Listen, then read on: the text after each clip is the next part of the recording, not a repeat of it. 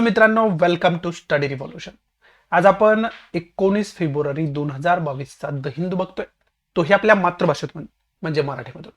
आज पण मी तुम्हाला स्क्रीनवरती दिसू शकत नाही, कारण मी गावाकडे आहे, माझ्या घरी आहे आणि इथं ऑब्वियस आहे स्टुडिओ वगैरे अवेलेबल नाही आहे. त्याच्यामुळं मी अशा पद्धतीनेच फक्त रेकॉर्ड करू शकतोय आणि त्यामुळं ती गोष्ट फक्त समजावून घ्या. आणखी 2-3 दिवस मी गावाकडे असल्यामुळं खऱ्या अर्थानं हे सेटअप जे आहे ते अशा पद्धतीने व्हिडिओच आपले असेल, तेवढं फक्त समजून घ्या. बाकी तुम्हाला एक्सप्लेनेशन वगैरे व्यवस्थित मी देऊ शकतो. आणि थोडासा नॉईजचा प्रॉब्लेम होईल, जसं की त्याला पण तेच कारण आहे की स्टुडिओ वगैरे इथं अवेलेबल नाहीये. त्याच्यामुळं खऱ्या अर्थानं ते प्रॉब्लेम्स थोडे येऊ शकतात, परंतु आपण त्याला प्रॉब्लेम म्हटलं तर ते प्रॉब्लेम आहे. परंतु तशा पद्धतीचा एवढा काही बिग प्रॉब्लेम नाही की ज्यामुळे तुम्हाला जास्त डिस्टर्ब होईल. सो पहिल्यांदा आपल्या लेक्चरचं स्वरूप सांगतो. पहिल्यांदा आपण एडिटोरियल डिस्कस करत असतोय आणि त्यानंतर ज्या काही महत्त्वाच्या न्यूज असतात त्या डिस्कस करत असतोय. आणि हे सगळं डिस्कशन जे असतं ते स्पर्धा परीक्षेच्या दृष्टीतून खूप महत्त्वाचं डिस्कशन असतं. स्पर्धा परीक्षा दृष्टीतून जे काही महत्त्वाच्या न्यूज आहेत त्या आपण सखोलात जाऊन डिस्कस करण्याचा, त्याच्यावरती चर्चा करण्याचा प्रयत्न करत असतोय. बाकी मग बघूयात 19 फेब्रुवारीचा द हिंदू आपल्याला काय सांगतोय. परंतु आपल्या लेक्चरचं स्वरूप कसं आहे, पहिल्यांदा एडिटोरियल आपण डिस्कस करतो आणि त्यानंतर न्यूज डिस्कस करतो. परंतु आजचे एडिटोरियल मी बघितले तेवढे काही इम्पॉर्टंट नाही आहेत आणि इथं थोडंसं मी एडिटोरियलवर डिस्कस करणं टाळतोय, कारण इथं दुसरा आणखी काय प्रॉब्लेम आहे तर इंटरनेटचा प्रॉब्लेम आहे. व्हिडिओ अपलोडिंगला खूप उशीर लागतोय. त्यामुळं जे जे काही महत्त्वाचं आहे ते आज खरं तर डिस्कस करूयात आपण. एडिटोरियल थोडंसं पाठीमागे ठेवूया. परंतु असं समजू नका की एडिटोरियल पाठीमागे राहिलं म्हणजे तुमचं करंट अफेअर मिस झालं. इथून येणाऱ्या पुढच्या लेक्चरमध्ये ते सगळं मी कव्हर करण्याची जबाबदारी माझी आहे. मी टोटली ते कव्हर करतो. त्याच्याविषयी तुमच्या मनामध्ये थोडी सुद्धा शंका असता कामा नये. फक्त आपलं डिस्कशन रेग्युलर येणं गरजेचं आहे. त्यामुळं या प्रॉब्लेम्समध्ये सुद्धा मी लेक्चर डिलिव्हर करतोय, कारण त्याचं आहे की रेग्युलरली तुम्हाला करंट अफेअर अपडेट ठेवणं गरजेचं आहे. त्यामुळं खऱ्या अर्थानं इम्पॉर्टंट का असेना, परंतु ते डिस्कस करणं खूप गरजेचं आहे. मग सुरुवात करूया. तेवढं फक्त समजावून घ्या. बाकी जे पहिल्यांदा मी सांगितलंय ते फक्त समजावून घ्या. हे काही प्रॉब्लेम्स वगैरे मी माझे सांगत नाहीये. जे सत्यस्थिती आहे ती मी तुम्हाला सांगतोय, ती फक्त समजावून घ्या. बाकी आपलं डिस्कशन कसल्याही परिस्थितीत जास्तीत जास्त डिलिव्हर करण्याचा मी प्रयत्न करेन. किती जरी सिव्हिअर कंडिशन झाली तर त्याच्यामध्ये लेक्चर डिलिव्हर करणं हा पहिला प्रेफरन्स माझा असेल. त्यामुळे त्याच्याबद्दल तुमच्या मनामध्ये कोणतीही शंका असू नये. सो बघूयात 19 फेब्रुवारी 2022चा द हिंदू आपल्याला काय सांगतोय. पहिल्या न्यूज पासून डिस्कस करण्यास सुरुवात करूया. So let start. आपली पहिली जी न्यूज आहे ती अहमदाबादमध्ये जो सिरियल ब्लास्ट झाला होता, बॉम्ब ब्लास्ट, त्याच्याशी रिलेटेड न्यूज असलेली आपल्याला पाहावयास मिळते. आणि त्याच्यामध्ये जे आरोपी होते त्यांना खरं तर डेथपर्यंत म्हणजे मरणापर्यंत जन्मठेपेची शिक्षा कोर्टानं सुनावलेली आपल्याला पाहावयास मिळते. आणि त्याच्याबरोबरच रेअरेस्ट ऑफ द रेअर केस असं याला संबोधित आलेलं या ठिकाणी पाहावयास मिळते. आणि हे आपल्याला क्रमावली दिली की कशा कशा घटना घडत गेल्या आणि त्याच्यामध्ये हायकोर्टानं कशा कशा पद्धतीने निर्णय दिलेले, अशा पद्धतीने ही नियमावली आपल्याला सांगण्याचा खरं तर या ठिकाणी प्रयत्न केला. हा खूप मेजर इन्सिडेंट मानला जातो. याच्यामध्ये अनेक लोकांचा मृत्यू झाला होता. जवळजवळ 56 persons where killed and over 200 injured, म्हणजे 56 पेक्षा जास्त लोक मृत्युमुखी पडले होते आणि 200च्या आसपास लोक जखमी झाले होते, इंज्युअर्ड झाले होते, असं याच्यामध्ये आपल्याला सांगण्याचा प्रयत्न केलाय. बाकी एक्झामच्या दृष्टीतून आपल्याला खरं तर याच्यामधून काय घ्यायचं नाही, परंतु एक आतंकवादी संघटना कशा पद्धतीने कारवाई करते आणि त्याचा आपल्याला कशा पद्धतीने वारंवार त्रास होत असतो, त्याच्यामध्ये अनेक इतर सुद्धा इन्सिडेंट तुम्ही घेऊ शकता. जसे की 26/11 घ्या किंवा बाकी पठाणकोट हल्ला घ्या, असे बाकी किंवा पुलवामा सुद्धा त्याच्यामध्ये आला. असे काही इन्सिडेंट असतात. त्या अतिरेकी संघटना आपल्याला कशा पद्धतीने त्रास देण्याचा प्रयत्न करतात आणि एकंदरीत जगाला त्रास देण्याचा कशा पद्धतीने प्रयत्न करतात, त्याची एक केस स्टडी आपण अभ्यास करून ठेवणं कुठेतरी गरजेचं आहे. याची जी जबाबदारी आहे ती हरकतुल जिहाद अल इस्लामी और इंडियन मुजाहिद्दीन क्लेम्स, त्यांना इंडियन मुजाहिद्दीन सुद्धा म्हणतात, किंवा हरकत उल जिहाद अल इस्लामी, ही जी अतिरेकी संघटना आहे त्यांनी याची रिस्पॉन्सिबिलिटी घेतलेली आपल्याला पाहावयास मिळते. आणि विशेष करून हा जो कालानुक्रम आहे तो खरं तर 2008 पासून सुरू होतो आणि आता 2022 मध्ये त्यांना खऱ्या अर्थानं अशा प्रकारची शिक्षा सुनावलेली या ठिकाणी पाहावयास मिळते. त्यामुळे खरं तर ही आपल्याला एक केस स्टडी म्हणून न्यूज महत्वाची, बाकी याच्यामध्ये इम्पॉर्टंट असं काय नाही. पुढचे जे न्यूज आहे ती विशेष करून यूपीशी रिलेटेड आहे. यूपी गव्हर्नमेंटनं काय केलं होतं तर सिटिझनशिप अमेंडमेंट ऍक्टच्या विरोधात प्रोटेस्ट करणारे जे लोक होते त्या प्रोटेस्टमध्ये, त्या आंदोलनामध्ये काही ठिकाणी हिंसाचार झाला होता. हिंसाचार इन द सेन्स प्रॉपर्टीचं वगैरे नुकसान करण्यात आलं होतं. काही लोकांना इंजुरी सुद्धा झाली होती. परंतु त्याच्यामध्ये युपी गव्हर्नमेंटने काय केलं, जे प्रॉपर्टीचं नुकसान झालं होतं ते प्रॉपर्टीचं नुकसान जे प्रोटेस्टमध्ये सामील होते लोक त्यांना आयडेंटिफाय करून त्यांच्या पर्सनल मालमत्ता ज्या आहेत, त्यांच्या प्रॉपर्टी ज्या आहेत, प्रायव्हेट प्रॉपर्टी त्यांच्या, त्या जप्त करून ती जी सरकारी मालमत्तेचं त्यांनी प्रोटेस्टच्या दरम्यान नुकसान केलं ते नुकसान वसूल करण्याचं त्यांनी अशा प्रकारची नोटीस जारी केली होती आणि तशा प्रकारची कारवाई सुद्धा सुरू केली होती. परंतु काय झालं, सुप्रीम कोर्टामध्ये पिटिशन दाखल केल्यानंतर सुप्रीम कोर्टाने सांगितलं अशा प्रकारची नोटीस तुम्ही वापस घेणं गरजेचं आहे आणि ती वापस घेतली पाहिजे. आणि त्याच्या आधारावरती आता युपी गव्हर्नमेंटने काय केलं, तर तशा पद्धतीची जी काही नोटीस होती ती वापस घेण्यात आली आणि ज्यांच्या प्रॉपर्टी थोड्या बहुत प्रमाणात जप्त करण्यात आल्या होत्या त्या सुद्धा वापस त्यांना करण्यात आलेलं आपल्याला या ठिकाणी पाहावयास मिळत आहे. ते सांगणारी खरं तर न्यूज आहे. मग आता याच्यातून आपल्याला की पॉईंट काय घ्यायचा आहे, तर पहिला की पॉईंट घ्यायचा आहे सिटिझनशिप अमेंडमेंट ऍक्ट जे आहे तो सिटिझनशिप अमेंडमेंट ऍक्ट काय आहे याची डिटेल इन्फॉर्मेशन खऱ्या अर्थानं आपल्याला माहिती असणं अत्यंत गरजेचं आहे आणि ती इन्फॉर्मेशन आपल्याला डिटेलमध्ये माहिती असायला पाहिजे. समजतंय तुम्हाला?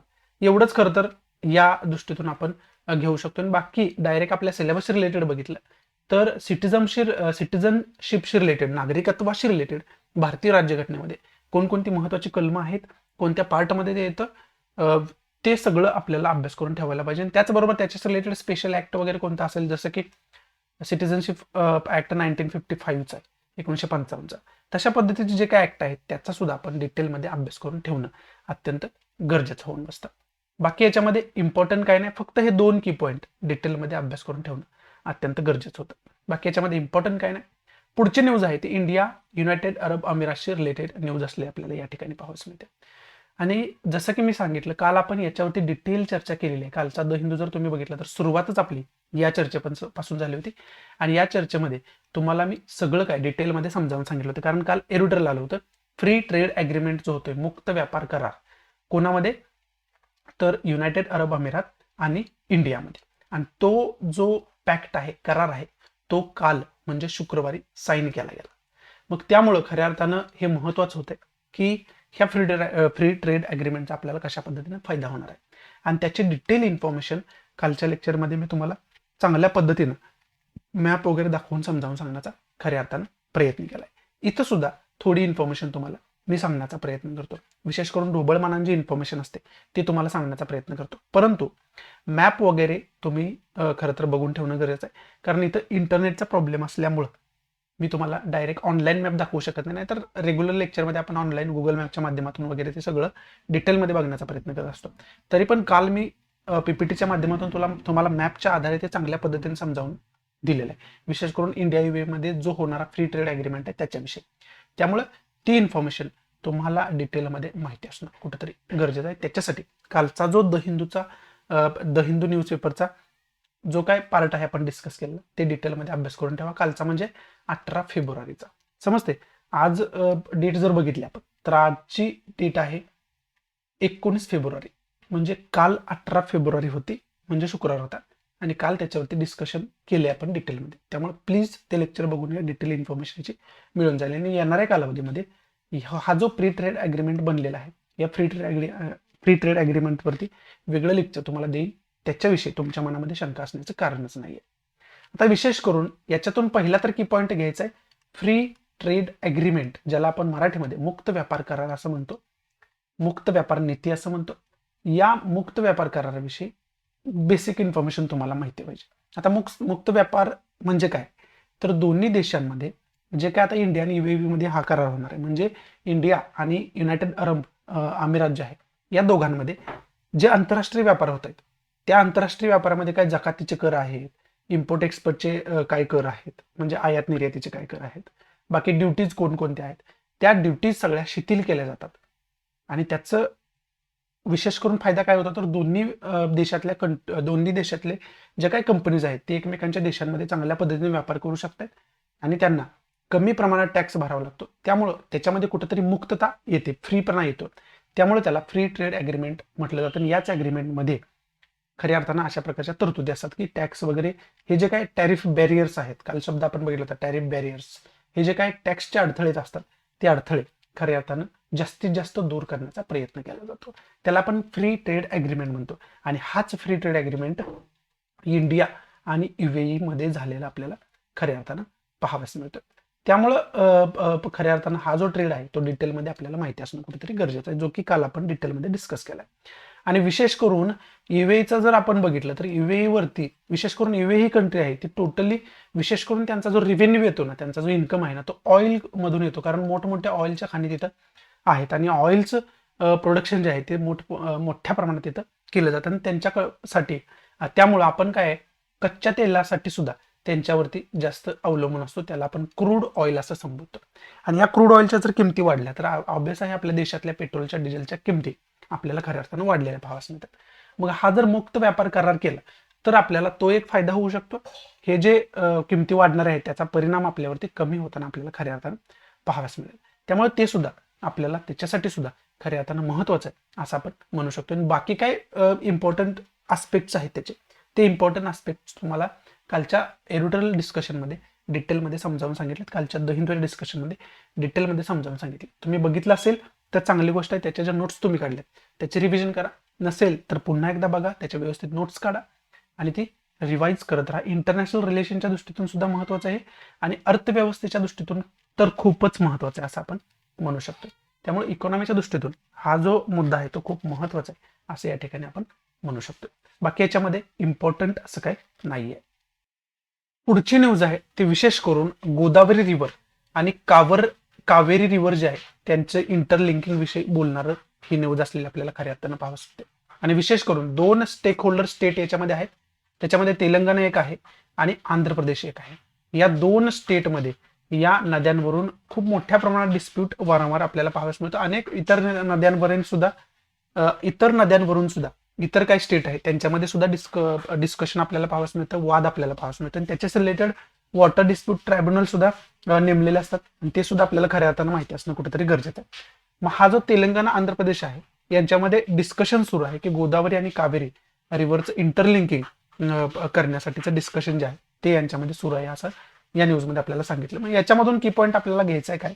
पहिला तर की पॉईंट आपल्याला घ्यायचा आहे गोदावरी आणि कावेरी रिव्हर विषयीची जी काही इन्फॉर्मेशन आहे ती डिटेलमध्ये आपल्याला माहिती असणं गरजेचं आहे. जॉग्राफीच्या दृष्टीतून ते खूप महत्वाचं होऊन बसतं. त्यामुळे ती इन्फॉर्मेशन डिटेलमध्ये काढून ठेवा. म्हणजे या नद्यांचा उगम कुठं होतो, कोणकोणते स्टेट याच्यामध्ये स्टेक होल्डर आहेत, किनारपट्टीला लागणारी महत्वाची शहरं कोणती आहेत, महत्वाचा धबधबा कोणता असेल तर तो महत्वाचा धबधबा कोणता आहे, त्याच्यावरती महत्वाचा पूल कोणता असेल तर तो महत्वाचा पूल कोणता आहे, त्याचबरोबर बंधारा जर मोठा कोणता असेल, डॅम कोणता मोठा असेल तर त्या डॅम विषयीची इन्फॉर्मेशन आपल्याला असणं कुठेतरी गरजेचं आहे. ही सगळी इन्फॉर्मेशन या नद्यांविषयीची आपल्याला खऱ्या अर्थानं असणं कुठेतरी गरजेचं आहे. हा पहिला की पॉईंट आपला असू शकतो. आणि दुसरा की पॉईंट विशेष करून हा डिस्प्यूट नेमका काय आहे त्या डिस्प्यूट विषयीची इन्फॉर्मेशन डिटेलमध्ये आपल्याला असणं गरजेचं आहे. त्या डिस्प्यूटचा आपण डिटेलमध्ये अभ्यास करून ठेवायला पाहिजे. बाकी याच्यामध्ये इम्पॉर्टंट असं काही नाही. आता तुम्हाला गोदावरी आणि कावेरीचा मॅप वगैरे दाखवला असताना, परंतु इंटरनेटचा जसं की प्रॉब्लेम असल्यामुळे दाखवत नाहीये, परंतु त्याच्याच रिलेटेड काय इन्फॉर्मेशन बघायची ती डिटेलमध्ये तुम्हाला मी इथं समजावून सांगितली. पुढचा सेम इश्यू आहे, वॉटर डिस्प्यूटचाच आहे, परंतु इथं कृष्णा रिव्हर विषयी बोलले गेले, कृष्णा वॉटर डिस्प्यूट विषयी बोलले गेले. आणि या कृष्णा वॉटर डिस्प्यूट मध्ये कोण कोण स्टेक होल्डर स्टेट आहेत तर त्याच्यामध्ये तेलंगणा आणि आंध्र प्रदेश ही सेम स्टेट आहेत.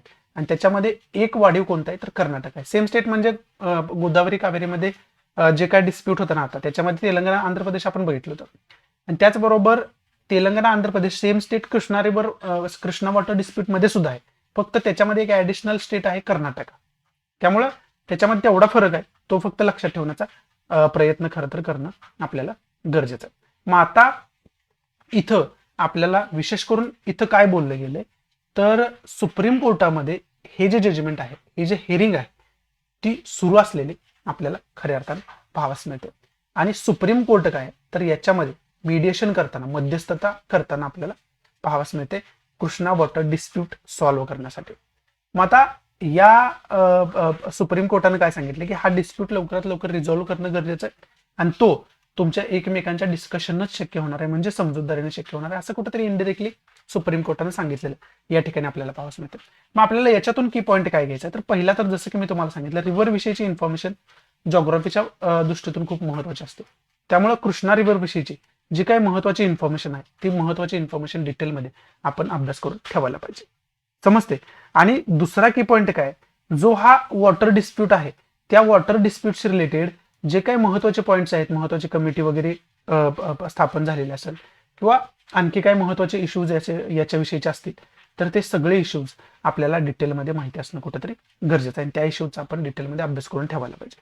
आणि बाकी रिव्हर विषयीचे जे काय अगोदर तुम्हाला पॉईंट सांगितले होते, महत्त्वाची सिटी कोणती आहे, महत्त्वाचा बंधारा कोणता आहे, म्हणजे त्याला डॅम आपण म्हणतो, महत्त्वाचा धबधबा कोणता आहे आणि इतर इन्फॉर्मेशन, ती सगळी इन्फॉर्मेशन त्या रिव्हर विषयीची आपण काढून ठेवायचे. ते जॉग्राफीच्या दृष्टीतून खूप महत्त्वाचं होऊन बसतं.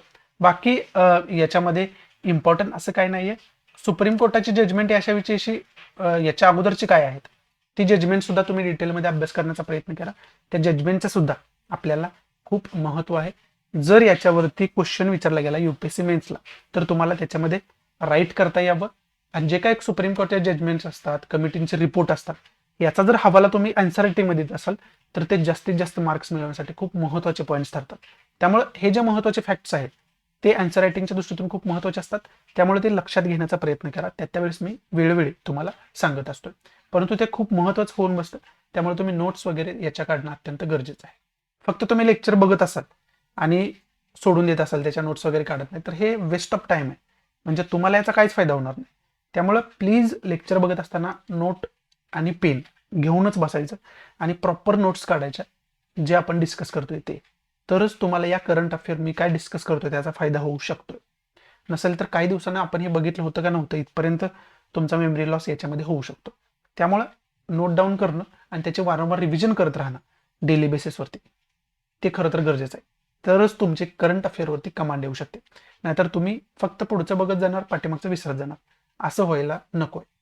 त्यामुळे ही दक्षता फक्त घेण्याचा प्रयत्न करा.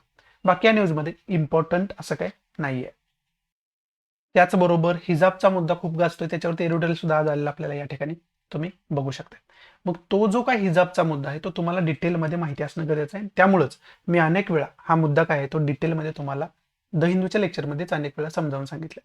आणि याच्यामध्ये काय झालं तर हा हिजाबची रिलेटेड प्रोटेस्ट आता पुन्हा एकदा, ठीक आहे, तुम्हाला पुन्हा एकदा सांगतो की नेमका इश्यू पहिल्यापासून सुरुवात काय होते, त्याच्यामध्ये कर्नाटक हायकोर्टाचं काय जजमेंट आहे आणि आत्ताची सिच्युएशन काय आहे, हे सगळं तुम्हाला या ठिकाणी समजावून सांगतो.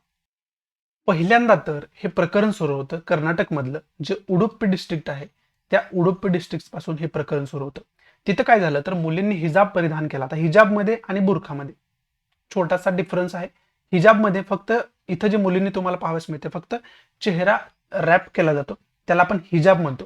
आणि बुरखामध्ये काय तर टोटल बॉडी रॅप केली जाते. टोटल बॉडीवरती बुरखा असतो, त्याच्यामध्ये चेहरा सुद्धा झाकलेला असतो, त्याला आपण बुरखा म्हणतो. हा फरक आहे बेसिक बुरखा आणि हिजाबमध्ये. मग आता विशेष करून काय तर सुरुवात उडुपी डिस्ट्रिक्ट पासून होते. म्हणजे काय होतं नेमकं तर तिथं मुलींनी हिजाब घातला म्हणून त्यांना महाविद्यालयामध्ये प्रवेश नाकारण्यात आला इन द सेन्स महाविद्यालयामध्ये अशी काही ऑफिशियल नोटीस काढण्यात आली नाही.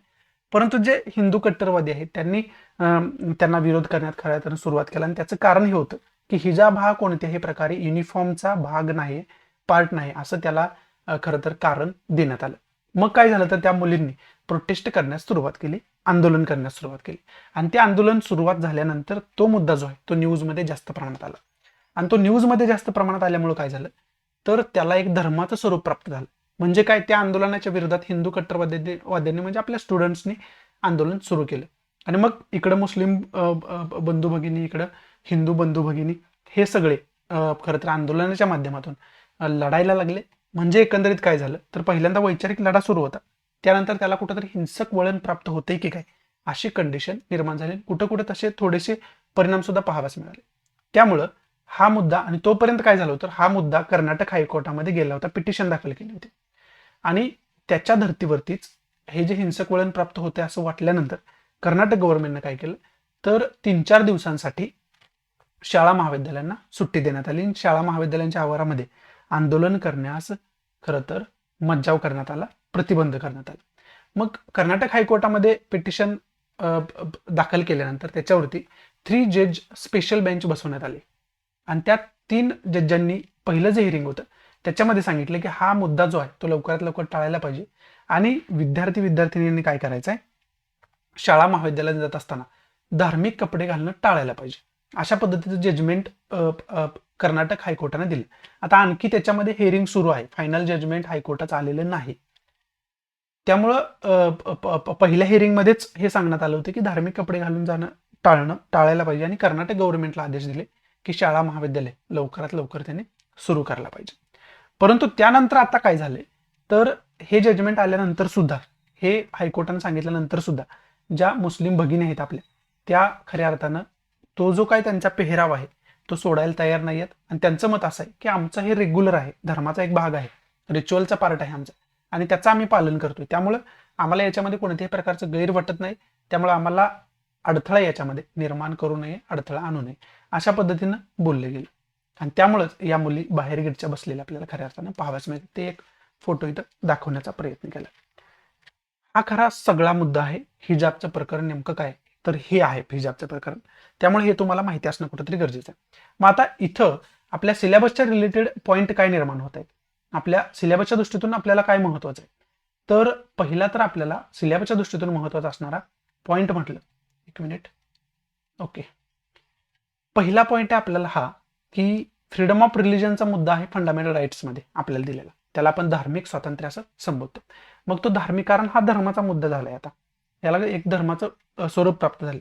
मग धार्मिक स्वातंत्र्य हा जो मुद्दा दिलाय भारतीय राज्यघटनेमध्ये, त्या धार्मिक स्वातंत्र्याचा आपण डिटेलमध्ये अभ्यास करून ठेवायला पाहिजे.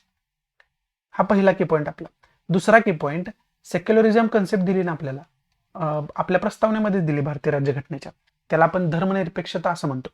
त्या धर्मनिरपेक्षतेचा तुम्हाला डिटेलमध्ये अभ्यास असणं कुठेतरी गरजेचं आहे. त्याचा आपण डिटेलमध्ये अभ्यास करून ठेवायला पाहिजे. बाकी खरं तर याच्यामधून इम्पॉर्टंट घेण्यासारखं असं काय नाही. केस स्टडी म्हणून हा तर प्रकार तुम्हाला माहिती पाहिजे, जो की मी तुम्हाला ऑलरेडी सांगितलेला आहे. पहिल्यापासून शेवटपर्यंत आपल्या सोप्या भाषेमध्ये तुम्हाला सांगितले काय काय घडत गेलं तिथं. आणि मग त्यामुळं आपल्याला तो केस स्टडी म्हणून तर माहिती पाहिजे. त्याचबरोबर फ्रीडम ऑफ रिलिजन म्हणून तो जो मुद्दा आहे, तो फ्रीडम ऑफ रिलिजनचा भारतीय राज्यघटनेत ज्यावेळेस तुम्ही अभ्यास करताय त्यावेळेस तुम्ही याच्यावरती फोकस करणं गरजेचं आहे. आणि सेक्युलरिझम या कन्सेप्टवरती फोकस करणं गरजेचं आहे. धर्मनिरपेक्षता या कन्सेप्टवरती फोकस करणं गरजेचं आहे. आणि बाकी तिसरा पॉईंटचा जर घेतच झाला तर हे सगळं जे आहे ते फंडामेंटल राईटचा भाग आहे. त्यामुळं फंडामेंटल राईट आपल्याला 12 ते 35, कलम 12 ते 35 मध्ये दिलेले आहेत.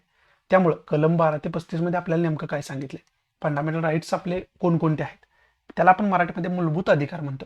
ते मूलभूत अधिकार आपले कोणकोणते आहेत ते डिटेलमध्ये आपल्याला माहिती असणं कुठेतरी गरजेचं आहे. त्याचा सुद्धा आपण डिटेलमध्ये अभ्यास करून ठेवायला पाहिजे. बाकी याच्यामध्ये इम्पॉर्टंट असं काही नाहीये. फक्त जे काय हिजाबचं प्रकरण आहे ते हिजाबचं प्रकरण तुम्हाला टोटल माहिती असायला पाहिजे.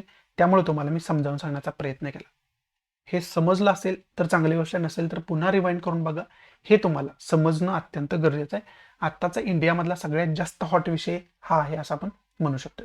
बाकी याच्यामध्ये इम्पॉर्टंट असं काय नाहीये.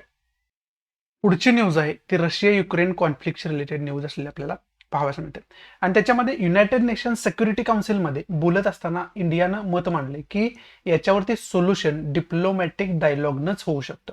म्हणजे डिप्लोमॅटिक डायलॉग्स म्हणजे काय तर दोन्ही रशिया आणि युक्रेन या दोन्ही कंट्रीमध्ये विशेष करून याच्यावरती चर्चा व्हायला पाहिजे आणि चर्चेच्या माध्यमातूनच याचं शांतता आपण प्रस्थापित करू शकतो असं इंडियानं मत मांडलं होतं, जे की बॅलन्स्ड मत आहे, कोणाच्या बाजूने मांडलं असं म्हणता येत नाही. आणि त्याचं स्वागत रशियानं केलेलं आपल्याला पाहावयास मिळतं. रशियन एम्बेसीनं त्याचं स्वागत केलं आहे. इंडियानं जे काय स्टेटमेंट केलं आहे त्याचं ते स्वागतार्थ आहे अशा प्रकारचं खरं तर मत रशियन ऑफिशियल्सने व्यक्त केलं आपल्याला या ठिकाणी पाहावयास मिळतं. मग विशेष करून याच्यामधून पहिला की पॉईंट तुम्हाला रशिया युक्रेन कॉन्फ्लिक्ट पहिल्यांदा माहिती पाहिजे. रशिया युक्रेन कॉन्फ्लिक्ट समजला तरच बाकी काय चाललंय ते तुम्हाला समजू शकतात. आणि रशिया आणि युक्रेन कॉन्फ्लिक्ट, रशिया आणि युक्रेनचा कॉन्फ्लिक्ट समजावणारं लेक्चर ऑलरेडी मी आपल्या करंट बेस्ड इश्यू नावाच्या प्लेलिस्टमध्ये अपलोड केले आणि ती प्लेलिस्ट तुम्हाला डिस्क्रिप्शन बॉक्समध्ये दिलेली आहे. त्यामुळे ते लेक्चर बघून घ्या. मी अनेक लेक्चरमध्ये तुम्हाला हे सांगितले, कारण ते लेक्चर आठवड्याभरापूर्वी मी ज्यावेळेस जास्त न्यूजमध्ये हा मुद्दा होता त्यावेळेसच बनवले. आणि त्याच्यामध्ये इंडियाचा स्टँड काय आहे, नेमकं हिस्ट्री काय आहे त्यांच्या वादाची, आणि नेमका ग्राउंड लेवलला वाद कोणत्या कारणामुळे सुरू आहे, हे सगळं तुम्हाला समजावून त्या लेक्चरमध्ये समजावून सांगितले. मॅपच्या आधारे समजावून सांगितले. मॅपमध्ये ते जे काही स्पॉट्स आहेत ते सगळे तुम्हाला लोकेट करून दाखवलेले आहेत. त्यामुळे तुम्ही एकदा ते लेक्चर बघितलं तर तुमच्या कधीच ते लक्षात जाणार नाही. खूप चांगल्या पद्धतीने तुम्हाला मी समजावण्याचा प्रयत्न केला. त्यामुळे प्लीज ते लेक्चर बघून घ्या. त्यामुळे तुम्हाला हा सगळा इश्यू समजून घेता येईल, समजून येईल. आणि याच्यावरती कशी जरी न्यूज आता इथनं पुढे आली तर ते तुम्हाला लगेच कॅच होईल की नेमकं याच्यामध्ये काय सांगितलंय न्यूजमध्ये आणि का सांगितले आणि हे प्रकार का घडत आहेत. हे सगळं तुम्हाला समजायसाठी ते बेसिक लेक्चर माहिती असणं गरजेचं आहे. बेसिक इन्फॉर्मेशन माहिती असणं गरजेचं आहे. त्यामुळे ते लेक्चर डिटेलमध्ये अभ्यास करून ठेवा. पहिला की पॉईंट तो झाला. दुसरा की point, United nation security council विषयीची डिटेल इन्फॉर्मेशन काढून ठेवा. युनायटेड नेशनची ही एक एजन्सी आहे आणि युनायटेड नेशन सिक्युरिटी काउन्सिल ही मुळात स्थापन कशासाठी केली गेली, तर सिक्युरिटी डेव्हलप करण्यासाठी, सुरक्षितता डेव्हलप करण्यासाठी याची खरं तर स्थापना केली गेली. मग ती युनायटेड नेशन सिक्युरिटी काउन्सिल काय, ती डिटेल इन्फॉर्मेशन आपल्याला त्या सिक्युरिटी काउन्सिल विषयीची असायला पाहिजे. त्यामुळे आपल्याला युनायटेड नेशन सिक्युरिटी काउन्सिल विषयीची विकिपीडियाच्या माध्यमातून जर इन्फॉर्मेशन मिळाली तर ती डिटेलमध्ये नोट डाऊन करून ठेवा. हा दुसरा की पॉईंट खऱ्या अर्थानं होऊ शकतो. आणि तिसरा महत्वाचा की पॉईंट काय करून ठेवा, तर इंडियानं आतापर्यंत याच्यावरती काय काय स्टँड घेतलेले आहेत याची एक क्रमावली काढून ठेवा की इंडियानं आतापर्यंत याच्यावरती काय स्टँड घेतले. विशेष करून रशिया युक्रेन कॉन्फ्लिक्ट काय आत्ताचा नाही, हा 2014 पासूनचा जास्त खरं तर प्रकर्षानं न्यूजमध्ये येणारा कॉन्फ्लिक्ट आहे. त्यामुळे आता हा न्यूजमध्ये, त्यामुळे तुम्हाला असं वाटत असेल की आत्ताचं कॉन्फ्लिक्ट आहे. आत्ताचा नाही, 2014 पासूनचा कॉन्फ्लिक्ट आहे. 2014 मध्ये क्रिमिया ज्यावेळेस काबीज केला गेला होता त्यावेळेस खरं तर कॉन्फ्लिक्ट सुरू झाला होता. त्यावेळेस सुद्धा इंडियानं काही मतं दिली होती इंटरनॅशनल लेवलला. त्यामुळे ती मतं आपल्याला डिटेलमध्ये माहिती असणं कुठेतरी गरजेचं आहे. अँसर रायटिंगमध्ये ज्यावेळेस तुम्ही याचा वापर करता त्यावेळेस ते मार्क्स मिळवण्यासाठी खूप टर्निंग पॉईंट ठरतात. त्यामुळे याची डिटेल इन्फॉर्मेशन तुम्हाला असायला पाहिजे. बाकी याच्यामध्ये इम्पॉर्टंट असं काही नाही आहे. त्यामुळे पुढची महत्वाची न्यूज कोणते बघूयात आपण. पुढची न्यूज आहे एक पाल, ज्याला आपण मराठीमध्ये म्हणतो लिझार्ड. त्या लिझार्डची नवीन प्रजाती सापडलेली आहे मेघालयाच्या फॉरेस्टमध्ये एका. आणि विशेष करून तिथं मिलिटरी कॅम्प आहे आणि त्या पालीचा रंग जर बघितला तर तो आर्मीचा जो आपला युनिफॉर्म असतो तशा पद्धतीनंच त्याचा रंग असलेला आपल्याला पाहावयास मिळतो. त्यामुळेच खऱ्या अर्थानं त्याला नाव सुद्धा जे इंग्लिशमधलं नाव आहे ते इंडियन आर्मी बेंट टॉईड जेको असं त्याला नाव देण्यात आलं. म्हणजे इंडियन आर्मीवरूनच त्याचं जे नामकरण आहे ते नव्या स्पीसीजचं, नव्या प्रजातीचं नामकरण करण्यात आलंय. मग आता विशेष करून याचं सायंटिफिक नाव काय आहे तर क्रायटोडॅक्टिलस एक्झर्सिटस क्रायटोडॅक्टिलस एक्झर्सिटस हे त्याचं सायंटिफिक नाव असलेलं आपल्याला पाहावयास मिळतं. आणि इंग्लिशमधलं नाव आहे ते तुम्हाला ऑलरेडी मी सांगितलेलं आहे. आणि हे उमरोई मिलिटरी स्टेशन मेघालयामधलं आहे. तिथं त्या ठिकाणी ही प्रजाती, नवीन पालीची जी प्रजाती आहे, लिझार्डची प्रजाती आहे, ती सापडलेली या ठिकाणी आपल्याला पाहावयास मिळतं. आणि याच्यामध्ये सायंटिफिक नावामध्ये एक्झर्सिटस जो हा शब्द वापरलाय एक्झर्सिटस, तो खरं तर लॅटिन वर्ड आहे. त्याचं नाव आहे म्हणजे त्याचं मिनिंग आहे आर्मी. आर्मीसाठी लॅटिनमध्ये खऱ्या अर्थानं एक्झर्सिटस हा शब्द वापरला जातो आणि त्यामुळं तशा पद्धतीनं त्याचं नामकरण करण्यात आलं आपल्याला खऱ्या अर्थानं पाहावयास मिळतं. त्यामुळे अशा प्रकारच्या ज्या काही नवीन प्रजाती असतात त्यांची इन्फॉर्मेशन तुम्हाला असायला पाहिजे. ज्या वेळेस न्यूजमध्ये असतात याच्यावरती छोटीशीच न्यूज येते, परंतु युपीएससीला एमपीएससीला डायरेक्ट प्रीला क्वेश्चन विचारला जातो याच्यावरती. त्यामुळे खऱ्या अर्थानं आपल्याला या प्रजातीविषयीची डिटेल इन्फॉर्मेशन माहिती असणं गरजेचं आहे. जसं की ती कुठं सापडली, त्याचं नाव काय आहे, का तसंच नाव त्याला ठेवण्यात आलंय, सायंटिफिक नाव त्याचं काय, ही सर्व इन्फॉर्मेशन आपल्याला असायला पाहिजे, जे की या न्यूजच्या माध्यमातून इथंच तुम्हाला मी देण्याचा प्रयत्न केला. बाकी याच्यामध्ये इम्पॉर्टंट असं काही नाही, सायन्सच्या दृष्टीतून खऱ्या अर्थानं ही न्यूज महत्वाची असं आपण म्हणू शकतो. बाकी याच्यामध्ये इम्पॉर्टंट असं काही नाही. त्यामुळे पुढची महत्वाची न्यूज कोणती बघूयात आपण. पुढं वर्ल्ड पेजला बघितलं तर ही रशिया युक्रेन कॉन्फ्लिक्ट तर चालू आहे, त्या कॉन्फ्लिक्टची न्यूज असली आपल्याला पाहावयास मिळते आणि त्याच्यावरती ऑलरेडी एक वेगळं लेक्चर मी बनवून ठेवलेलं आहे. आणि दुसरी महत्वाची म्हणजे हाँगकाँगमध्ये खूप मोठ्या प्रमाणात कोविड-19चा जो संसर्ग आहे तो वाढताना आपल्याला पाहावयास मिळतो आणि त्याच्या धर्तीवरती त्यांचे जे इलेक्शन्स आहेत ते सुद्धा त्यांनी पोस्टपोन केलेले आपल्याला खऱ्या अर्थानं पाहावयास मिळतात. त्यामुळं बाकी या वर्ल्ड पेजला इम्पॉर्टंट असं काही नाही, या दोन न्यूज विषयीची इन्फॉर्मेशन फक्त तुम्हाला असायला पाहिजे. इथं आपल्या खऱ्या अर्थानं ज्या काही महत्वाच्या न्यूज होत्या आणि जो काही महत्वाचा द हिंदूचा एडिटोरियल होता तो खऱ्या अर्थानं समाप्त होत आहेत. म्हणजे एकंदरीत आजचा द हिंदू या ठिकाणी समाप्त होतोय. आशा आहे की मी तुम्हाला चांगल्या पद्धतीनं आजचा द हिंदू एक्सप्लेनेशन करून सांगू शकलो असेल, डिटेल इन्फॉर्मेशन त्याची देऊ शकलो असेल. जर आवडत असेल तर प्लीज लाईक करा, नसेल तर डिसलाईक करा. आणि डिसलाईक का केलं हे कमेंट बॉक्समध्ये नक्की सांगा, जेणेकरून तुमच्या इन्स्ट्रक्शननुसार त्याच्यामध्ये मी इम्प्रोव्हायझेशन करू शकेन. आपला टेलिग्राम चॅनल आहे, टेलिग्राम ग्रुप आहे, ते पण जॉईन करा, जेणेकरून तुम्हाला इतर काय अपडेट्स असतील त्या वेळोवेळी मिळत राहतील. सो या ठिकाणी मी तुमची रजा घेतो. भेटूया आपण नवीन लेक्चरमध्ये. तोपर्यंत thanks for watching. Goodbye, take care, जय हिंद.